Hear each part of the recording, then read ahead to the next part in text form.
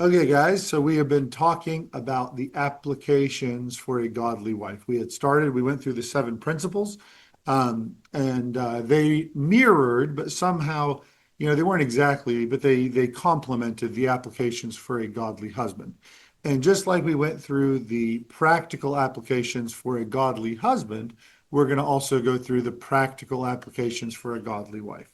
Now, if you remember back several weeks ago, when we went through the notes on a godly husband, they went from the doctrine, the principles that were there, to practice, saying, what does it look like when I try to apply these principles to my life? When I try to apply them to my schedule, when I try to apply them to my budget, in conflict, in private life, whatever it may be.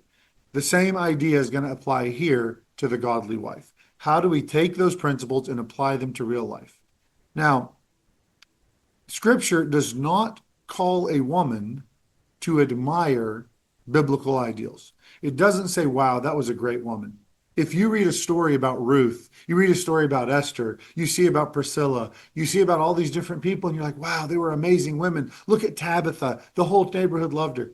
No, that's for you to follow in those footsteps of those heroes, right? For you to follow those people who lived those principles. It calls for the godly woman to embody those patterns in everyday ordinary life. It should become a pattern of your own life when you see this. So the foundation, before we get to the applications, the foundation is the same. A woman cannot live out a biblical marriage or have a biblical relationship by trying to use her personality, trying to use her willpower, trying to use outward conformity. I can't say, oh, yes, let me get you a glass of water, but inside have resentment and anger. It can't just be a show. It has to be changing who you are. And for you to change who you are, it's not within your power. What you need to do is trust in Christ. That's going to be the first and foremost of every conversation we have about this. You have to submit to Christ. Once you've submitted to Christ, of course, he's going to want you to reflect what his word tells you about being a godly woman. And he wants your marriage to show a picture of the gospel relationship between Jesus and his church. So first, you have to be saved. And just like we talked about for a godly man, you cannot apply these principles if you are unsaved. So if you are unsaved, talk to someone, read your scripture, find a website that explains salvation, a good website. There's a lot of bad ones, but you need to find someone who can tell you the truth about salvation. So talk to me. Feel free to message me. Feel free to call me, whatever it may be. So get to a Christian and ask him, how do I become a Christian? That's the first thing. Okay, now let's get to our principles. So for the godly woman, does anyone remember what the first principle was? One flesh mentality. Very good. So just like for the man, a godly wife must train herself. Again, once she's been transformed on the inside, she must train herself to start thinking in terms of we, not in terms of me and you. So in Genesis 2:24, we've mentioned it several times, marriage is a single flesh union. We remember that a man will leave his father and his mother and cleave to his wife. In Ephesians chapter 5, we read about how this reality, this relationship was fulfilled by Jesus and the church. Remember how Jesus left the Father, became a man. For what reason? So that he could permanently remain a man. For what reason? So that he could forever dwell with man, with us, with humanity, with his bride, right? This is the picture that Jesus sets up for us. So, does that mean that we approach marriage as two autonomous adults negotiating, where's my step and where's your step? Where's your turf? Where's my turf? No, this is one shared life with God. And this is, again, very similar to what we talked to about a man. So if we're going to put this into practice, how are we going to put this idea of a one flesh mentality into practice? Well, stop using two flesh language. Use one flesh language. There is not my job, my money, my schedule, my plans, my side of the family, right? There's not all this. It is instead, it's our money, our week, our goals, right? Our family responsibilities. Sounds like, oh, okay, you're being silly, right? No, the shift, it sounds small. But language reveals whether this godly woman is thinking like a covenant partner or like a private individual. Your struggle is our struggle. Your conflicts are our conflicts, right? So, what you say, what did Jesus say about what comes out of the mouth? It's from the treasures of the heart. It shows what's inside of you. Your parents, your family, wait a minute, no, our family. Do you remember how we talk about Ruth, right? How did she refer to her mother-in-law? Where you go, I'll go, right? Your people will be my people. Your God will be my God. I am totally with you. And that's after her husband died. Think of the relationship before her husband died. Ruth took that one flesh mentality. She is now and forever a part of the man she married.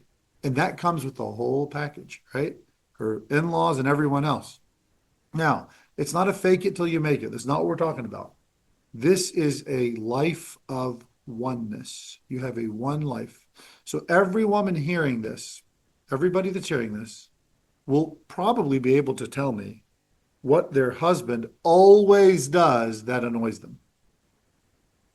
Well, if you know your husband always does it and you find it annoying, and I don't know how long you've been with your husband, but he's not going to change. Is there any way to incorporate what he always does, the things he always likes? Stop being he always does it, instead saying we do this. He always, in a good way, it's not always a bad thing. He always stays late at work. He always goes to Bible study. He always does it, whatever it could be, even if it's good stuff. Okay, clearly this is important to him. It's not going to change. How can I incorporate our life to work with that instead of it being me against him? And every time he shows up, instead of on time an hour late, I got to make a big deal about it. Instead, let's see, what can we do? And of course, the opposites are always true. Also for the men, can you change things? But of course, we talked about that before. Another practical thing we can apply here. Do you protect your marital unity in public? Does anyone that knows you, do they know the shameful or annoying things about your spouse, about your husband, especially the godly woman, but also to the godly man? Or instead, do you have no trouble embarrassing, mocking, exposing your husband in front of your children, in front of your friends, in front of your parents, in front of your church members? A wife can destroy the trust of her husband by turning his public weaknesses into public humor, or his private weaknesses into public humor. Oh my gosh, he was building this thing. It fell apart right after. Let him tell the story, right? There's no sense in telling him that he was incapable of putting together that cabinet that you guys got from IKEA. Who can put those things together anyway, really? Have you ever seen them? You can't. It takes forever, right? But you can destroy trust, right? It might be a funny story for him to tell, but don't mock him in front of others. I guarantee you, if you are mocking your husband or embarrassing your husband with stories in front of others, it's not buying you any credibility. It's not increasing your likability. Even if people laugh along with you, that's not helping your public value, I guess you could say. Next idea. Refuse faction building. A lot of times we want to find allies to help us with our struggles, right? We want to have somebody who will say, oh my gosh, you won't believe what my husband did. Somebody you can always call. Is there somebody that every time your husband is annoying or frustrating, they're your go-to person, your vent sister, or whatever you want to call it? Now, I'm not talking about an accountability partner. I'm not talking about someone who really is trying to help you improve your godly relationship. I'm talking about someone who just like, yeah, I know they're all like that. They're all terrible. Like somebody who's going to help you be angry. That's not what we want. We don't want faction building. One of the easiest ways to deny the one flesh reality that Christian marriages and godly marriages are supposed to have is to recruit allies against your husband. If you are talking to someone and they are strengthening your position of resentment towards your husband, they are leading you in the wrong direction. calling friends, texting family, or venting online, which has become very popular these days, it creates a coalition, a group of people who are against your spouse. And if you don't think there's other people who would love to see a wedge driven in your relationship, you are way wrong. If you don't think there are other people who have maybe went through bad relationships that want to see other relationships fail, you are wrong. Somebody who's maybe been hurt by a man or has caused, something falling apart. They sometimes want to see those perfect marriages fall apart. So be careful. You don't want to build coalition. It's not trying to get counsel for wisdom. It is division. Okay. Next idea. Encourage, and this was also what we talked about for the man who should plan it. And here for the godly wife, you should encourage and follow through with a weekly we meeting. Do you sit down once a week? Do you sit with your spouse and say, hey, what does our home need? Where are we strained? Where are we struggling? Is it financial? Is it with the children? Is it their attitude? What's going on? What is our prayer requests? What needs prayer? What needs planning? Oh no, our fridge is on the fritz. We need to do something about that. The purpose is not to win preferences, but to think as a unit. Oh, we need a new oven? Okay. That's going to set us back at least $500. Let's start thinking, how can we set aside $10 a week so that here in 4 months we can get a new oven or whatever it may be? So get this weekly we meeting as just a normal part of your life. Oh, Sundays after church, after lunch, it's planning time, half an hour, however long it takes. Okay, and then lastly, we think of this, use a one flesh conflict rule. Okay? So in the middle of a conflict, and I don't care if you're the most godly wife and with the most godly husband, you are going to run into conflict. That's normal. It's part of a relationship. Even we have conflicts with Jesus, right? Sometimes when Jesus was walking with the disciples, they didn't always see eye to eye.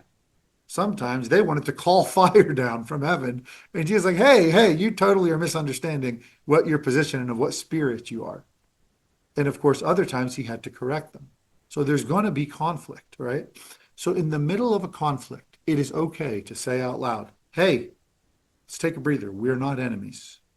Let's take a moment. We are not enemies. The problem is the problem.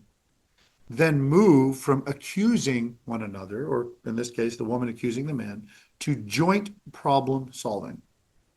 This is the same idea of that one body logic. We used it in the husband conversation because it also keeps the wife from treating the disagreement as the husband. He is not the one you're at war with. You're at war with the problem. You're at war with the fact that he's not home. You're at war with the fact that finances are tight. He is not the problem. You are not the problem. The problem is the problem. You are looking for a solution. So now let's get to a couple biblical examples. You guys remember that whenever we talked about the man, that we talked about Priscilla and Aquila, right? These were in Acts. They're all throughout the book of Acts. They're this godly couple. They're also in Romans. They're always united.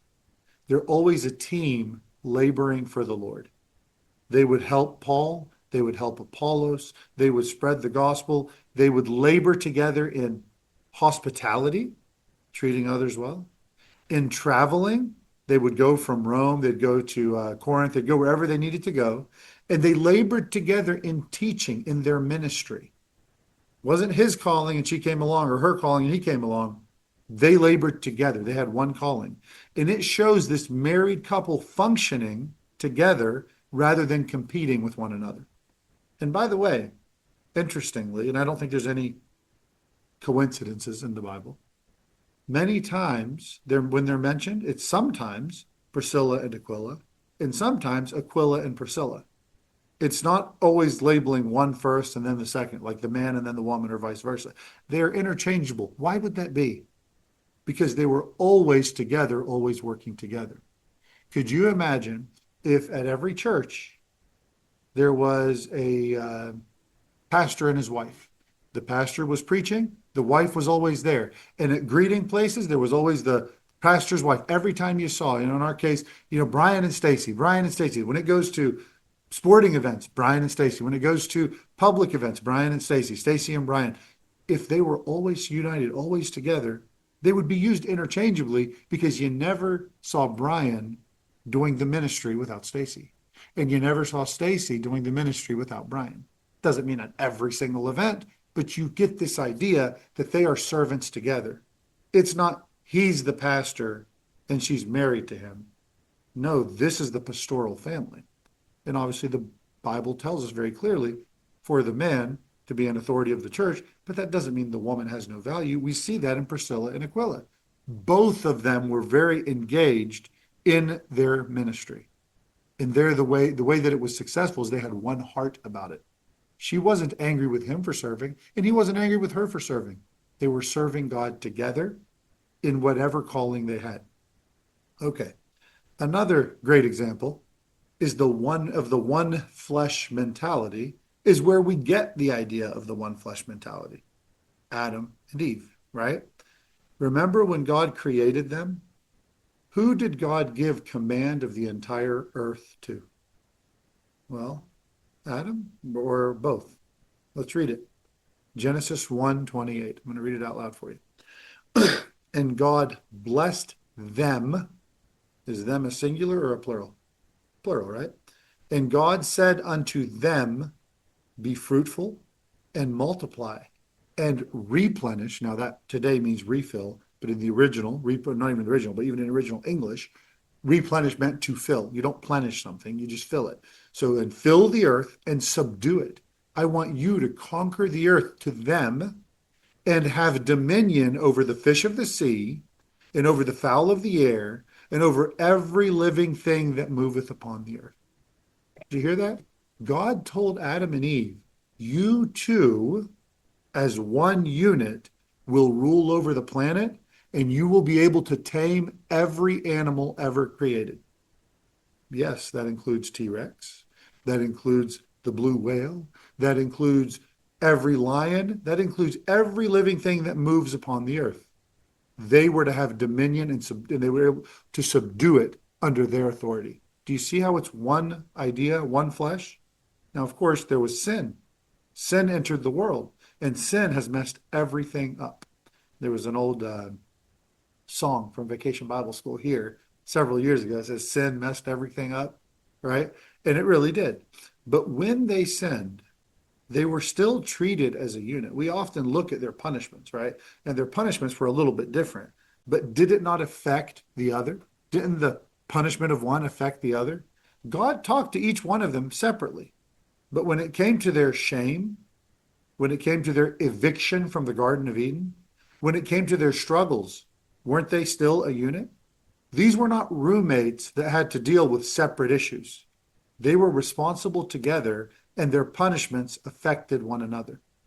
You know, when Eve was told that she would ultimately have to submit to her husband, do you not realize that that's also a heavy pressure on the husband who now has to do this authority, who now has to lead this family? Whenever she's going to have pain in childbirth, and sometimes even worse things happen in childbirth than just pain, right? Bad things can happen. Does that not also affect the husband? When the man, by the sweat of his brow, has to deal with the thorns and the thistles, doesn't that affect the wife? Doesn't that affect the family? These punishments affected them all. Whenever it came to the hurt they saw, when one of their sons became a murderer, and one of their other sons was murdered, right? Well, to see Abel die, wasn't that painful for both of them? So even in sin and suffering, they were one flesh. All right. Any other thoughts, comments, anything about this idea of a one flesh mentality? Any questions? Anything at all?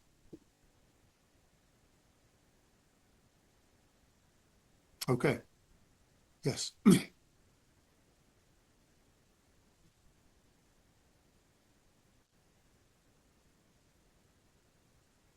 I agree. That's probably one of the hardest things, probably more so for men than for women. At least I don't know. Maybe women only share half their frustrations, but women tend to talk. Men tend to retreat, right? And you're right. To keep a one flesh mentality, you have to have open communication. I think that's what this idea of this weekly we meeting. And I want to be careful with how I say this because I do believe that men ought to be men. Men ought to shoulder burdens. Men ought to carry their burdens. Men ought not to pour them out on their wives. However, to let the wife know, hey, we are struggling financially. We do need to rein this in for a while to get this back on track. I think you do need to voice those frustrations. You do need to, talk about whatever it may be, or even, emotionally or physically. I need something that I do not have. It is absolutely okay to communicate that. And if you don't voice it, it tends to build up. And then back to that idea of conflict, it tends to lead to a explosion. And then that leads to much, much bigger problems of pent up anger and rage. And not that I'm advocating for any particular group, but the idea of sometimes going to a Christian based counselor, if you are dealing with those struggles, it's not an admission of defeat. It's not, you don't wait till the marriage is falling apart to go and seek additional help if you need it. But when you see that things could be better and we're struggling to communicate, even though the marriage is okay, we're still solid. It's okay to go get godly and wise counsel on that. It's not some kind of failure to go and pray with the pastor or go find a good Christian counselor. And again, I would encourage that for anyone who's just having trouble connecting. And again, that's not a sign that your marriage is heading for destruction. It's just saying that keep communication open. If you can do it on your own, great. If not, get some help to do it. Good point, Carly. Thank you. Anything else? All right. Number two, who can tell me what principle number 2 is? This is every woman's favorite, I think. Willing submission, exactly, right? Respectful. I'm going to replace this one with respectful submission. And how do we put that into practice? Okay. So in Ephesians chapter 5, it is not hidden in some terminology, it's explicit. It says, wives, submit to your husbands as unto the Lord. And of course, to reverence your husbands or respect and respond to your husbands. So that means a godly wife, she has to move beyond this saying that she believes in biblical order, saying that you're a Christian and you believe in the word of God and sharing those beautiful verses, right? And telling people, well, you can't pick and choose, right? This verse is just as much in the Bible. To have a biblical posture of glad, intelligent respect. This idea of submission is a glad, intelligent respect and submission. So how do we make that work in real life? Because, society does not like the word submission because it automatically assumes some kind of master-slave relationship. Does anyone believe, honestly, that that's what the Bible is trying to get you to do? Be a master and a slave? No, I don't think so. So what does that mean in your marriage for the godly wife? That means do not make disrespect your native tone.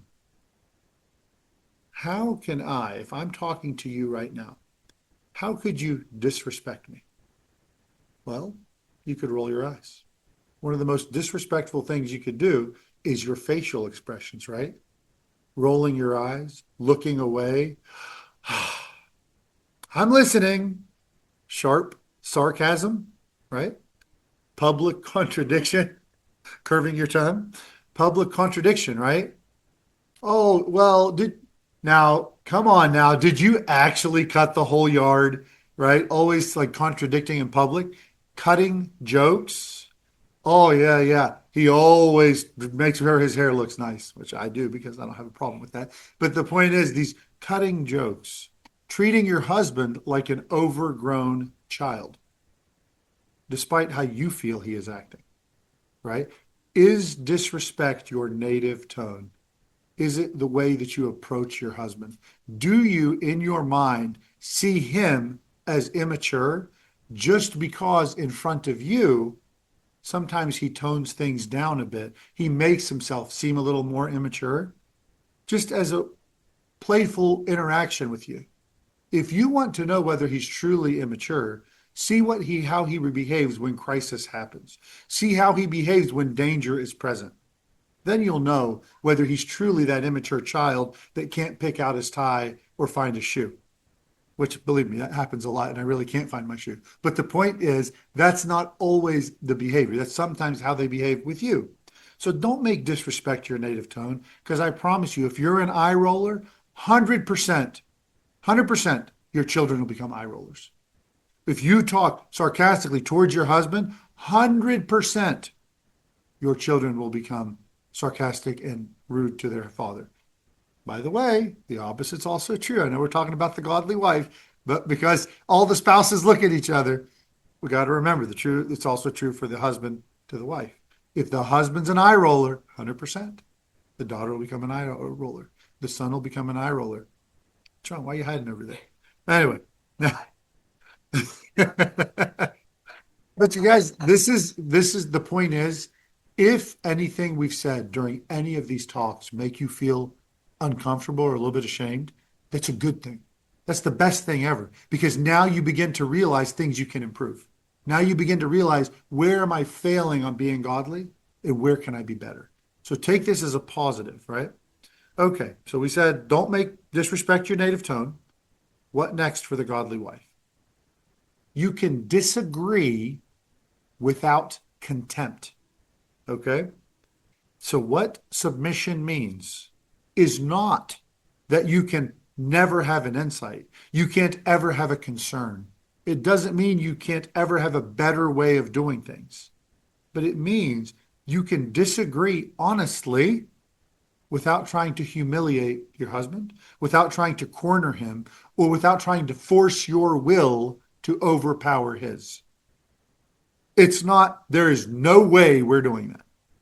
No, there is I think there's a better way we can do this. What if we, and then fill in the blank, whatever it may be. So disagreement is okay, but contempt is not. Not, oh gosh, here he is, he's working on this again. I wish he just wouldn't do that. No, we have to disagree and say the better way in love. Okay, next idea. Stop competing for control. Remember, when Eve, her desire was under her husband, but he would rule over her. She would always want authority, but not have it. I'm saying stop. We are not living under sinful Adam. We are living under sinless Christ. If you are saved, stop competing for control. If every decision becomes a test of whether you can get the final word, whether this wife can get the final word, that is not biblical submission. You're turning the home into a leadership contest, and that is a negative thing. So don't store up your anger and don't occasionally blow up. Actually, repeat what I just said. Stop competing for control. Don't make every decision a leadership contest. It's not about that. And if you're trying to get the final word, you're not practicing biblical submission. Okay? Did I find it? I have to look for more words. Okay. So you don't want to have your home and to be this constant battle over who gets to make decisions. You are here, again, to make the home function. You are the heartbeat of the home as the godly wife. Doesn't mean you always have to be the brain too. And it doesn't mean that he has to always be the brain. Sometimes he needs your advice. Sometimes he has a problem he needs help solving and you can help solve it. But the idea is we're not competing. It's not about whose will wins. So stop fighting. We don't want to live the way that the judgment upon the woman was. Instead, we are going to willingly submit, not unwillingly submit. So don't store up your anger. Okay. Next idea. Next principle of application. Support the final decision, but there's a caveat to this one. Support the final decision when no sin is involved.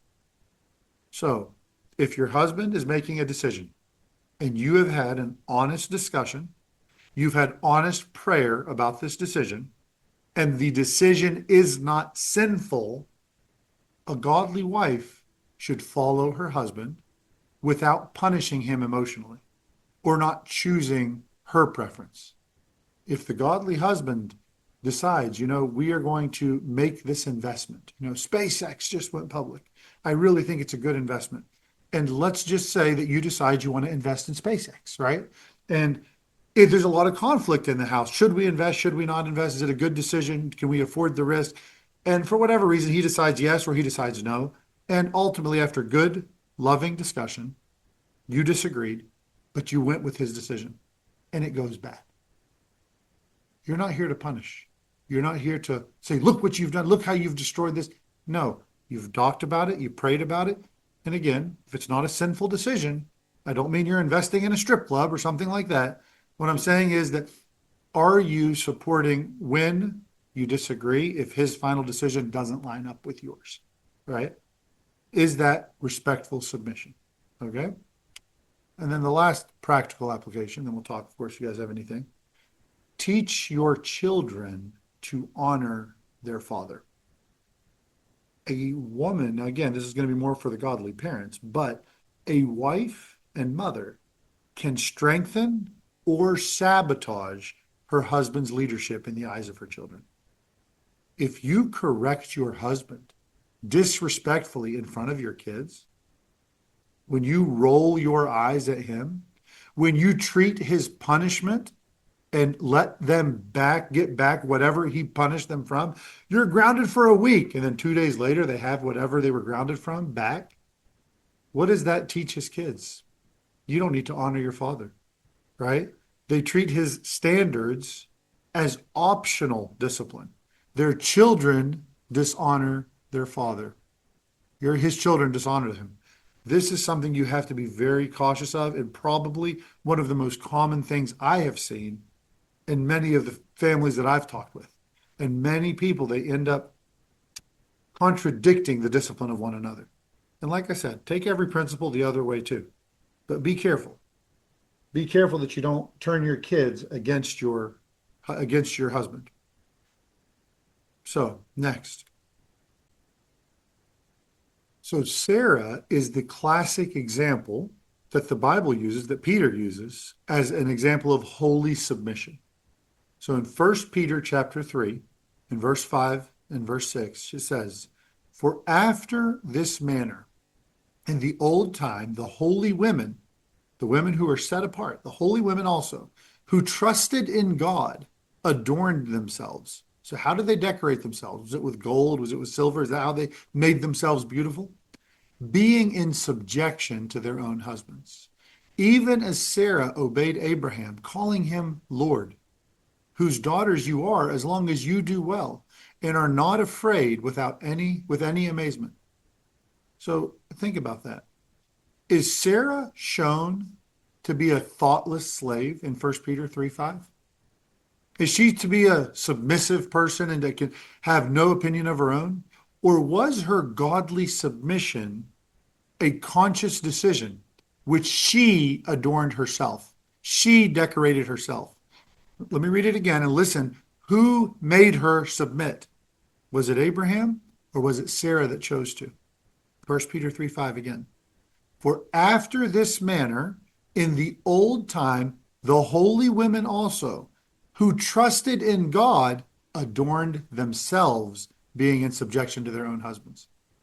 They trusted in God, so they decorated themselves into submission to their husbands, even as Sarah obeyed Abraham, calling him Lord, whose daughters you are, as long as you do well, and are not afraid without any amazement. So Sarah is not a woman without thought, but she is a woman whose hope is in God. By trusting in God, it enabled her to have a respectful submission without panic or fear. It's a scary thing to submit to someone. It's a scary thing to put your trust in someone. But she didn't trust in Abraham. She submitted to Abraham because she trusted in who? She trusted in God. That's where her faith was. God, this man, I'm supposed to submit to him. And I don't know if I always agree with his decisions.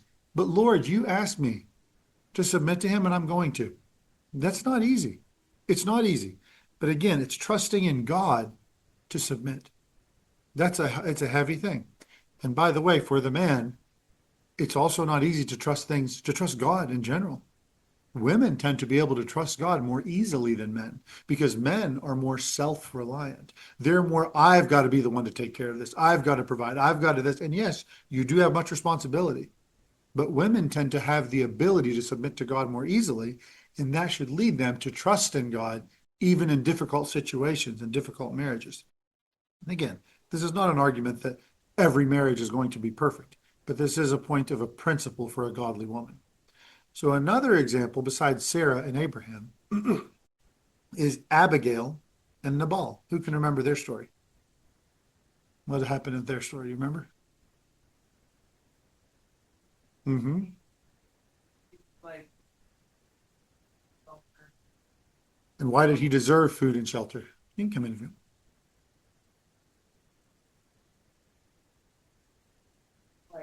basically, Shut the door, Ella, if you don't mind. Stay with the distance. David was going to kill him, I think, and she ran out. It's like he brought all. Good memory. So in 1 Samuel 25, you get this story of Abigail and Nabal. Okay. So David, he is in exile. He is out and he's running away from King Saul. And while he's out in the woods, there was this very rich man named Nabal. He had a uh, he had a bunch of sheep and goats and all these different herds. And while they're out in the woods, there are dangers, there are thieves, there are robbers, there are wild animals. And the shepherds happened to be in the same place David was. So what did David do? Him and his soldiers, his merry men, if you think of it like Robin Hood, he defended Nabal's animals. And when they get back, of course, they're going to tell their master, oh, yeah, David protected us while we were in the woods. But David, he now needs supplies. His people are starving. You can sit if you want to. His people are starving. His people are struggling. And what ends up happening is when he goes to Nabal, he's like, I need resources. I need some food. I need some, I need you to pay me back for protecting you out in the woods. And the man very sinfully refuses and insults David. He starts speaking against David in a hateful way. So David says, okay, that's how it's going to be. I went and put my people's lives on the line, and you're going to insult me like that? David comes with his merry men to kill every man in the household. He's going to kill every man from adult to child, okay? And Abigail shows up, the wife of Nabal, and she realizes her husband's being very foolish. This is a very dangerous thing to do because David, again, he's in exile. His people are starving, and he actually put his own life on the line. So Abigail had an option here. Her life, was there. If she were to submit to her husband, she would be submitting to his sin. She would be doing this evil against God's anointed, the one that God had chosen to be the next king. So this was a suicidal, wicked sin that Nabal had decided. So she could submit to her husband and die alongside of him. Or she could ally herself against her wicked husband and spare herself, right? She could say, oh, yeah, kill him, right? We want to get rid of him, right? She could secure herself a future with David. Or her third option, she could go out and defend her husband. She could acknowledge his sin, acknowledge his error, but she could also secure his future in faithful submission. She doesn't say, oh, well, I'm just going to follow in his sin and we're all going to die. That would be wrong. If your husband's leading you into sin, you don't follow him into sin because you submit as to the Lord. Your first submission is to God. Go ahead. Does anybody know what the argument was about? Which argument? David. No, so David needed supplies and he had protected this person the entire grazing season and winter was coming. So he goes and he asks for supplies. And the man starts saying, who is this useless dog, David? Who is this worthless man, right? I don't recognize him. He starts insulting him in that way, right? So she decides, okay, I can join him and die, but she refuses to be complicit in Nabal's sin. She first submitted to God. How did she submit to God? Well, she knew this was God's anointed. She knew this man had protected her own wealth and riches by protecting these shepherds. So what does she do? She gets a huge gift together, loads it up on all these animals, and she wants to go and get the provisions that David asked for and then to ask his forgiveness. She goes out to meet him while he's on his way to kill all these boys in her family. She doesn't show up as the leader of the home, but rather she behaves as a messenger and an intercessor, somebody who's going to intervene on behalf of her husband. So when she gets to David, give me one sec, she kneels before him and she acknowledges her man as a son of Belial, which means a man of foolishness. He made a foolish decision, but she still aligns herself with her husband 100%. She doesn't say, hey, I want you to, get rid of him, get him out of the way. He's an idiot. No, he says he's foolish. He made a mistake, but I'm still his wife. So in 1 Samuel 25 through 28, it says, now therefore, my Lord, talking to David, as the Lord liveth, and as my soul liveth, seeing the Lord has withholden thee from coming to shed blood, he's like, God has sent me to keep you from shedding blood and from avenging thyself with thine own hand. Now let thine enemies and they that seek evil to my Lord be as Nabal. They're being foolish. Let them be foolish like he is. And now this blessing which thy handmaid has brought to my Lord, she says, please accept this gift. Let it even be given to the young men that follow my Lord. Make sure your people are going to be fed and given drink with this. I pray you, forgive the trespass of thy handmaid. He's like, her husband is the one who sinned, but she said, I'm part of him. Forgive my sin. It's my sin, right? Does the husband know? He does not know yet. Forgive the trespass of thy handmaid, for the Lord certainly will make for my Lord a sure house. He's like, I know you're going to be the king, because my Lord fighteth the battles of the Lord, and evil has not been found in thee all thy days. She tells David, on your honor, I don't want your honor to be smudged. We know that you fight for God. She speaks respectfully. She, even with her husband's failure, she never abandons him. She takes the sin onto herself as well and saying, we are one, right? She still has this one heart, one flesh mentality and submits to her husband, but doesn't silently agree. She doesn't go and follow him into sin, but she doesn't become his rival either, right? She's not his rival. She protects her husband publicly, and she wisely deals with David as convincing him to keep his honor instead of ridiculing her husband. In that speech, she could have went off on how stupid her husband was and how evil he was and all the mistakes he's made, but that's not what she did. He said, he's foolish. He did a foolish thing, but please keep your own honor, right? And when she goes home, does she go up and challenge her husband and saying, I just saved your butt? No. She goes home and she doesn't try to become the new leader of the home. She doesn't try to overthrow his authority. Now, practically, from this, we can see that once a month, does the wife ask herself, and this one is how you can really put it into perspective. If you as a godly woman were to ask yourself, does my husband generally feel honored by me, or does he generally feel managed by me? That's the question you need to ask yourself. Not ask your husband, ask yourself. Does my husband, when he comes home, does he feel honored by me? And do I lead the children to have him feel honored by his children? Or does he feel tolerated, managed, allowed to live here? That's really the question. And if you think that question would not be answered by absolutely honored, then we all have some work to do, right? Okay. So this question, again, is more revealing if you begin to wonder whether you're disrespectful or not. So we'll stop there for today. Any final, did you have another question, or was that what your question was? Anything else, any conversation, anything about this story? What happened in Nabal? Did the husband end up doing when he found out? So when he found out that he almost died, because word did get back to him, he ends up either having a stroke or a heart attack. Yeah, his heart turns to stone, which sounds like it means to stop beating. Colorful way to say it, like his heart went into cardiac arrest, fell over dead. And then as soon as he died, once David found out he died, he goes and sends messengers to Abigail, because she was very beautiful, very wealthy, and also very wise. And David invites her to, because back then, if you're not married, you're at risk. And if you're a rich woman, somebody will come and take everything and, whatever, bad things would happen. So David invites her to become one of his wives. So she ends up marrying David. She becomes a princess of the crown, whenever he becomes king. She's actually one of the wisest of the women. Okay.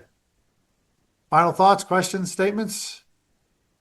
All right, we'll stop there today. We'll pick up next time with principle 3.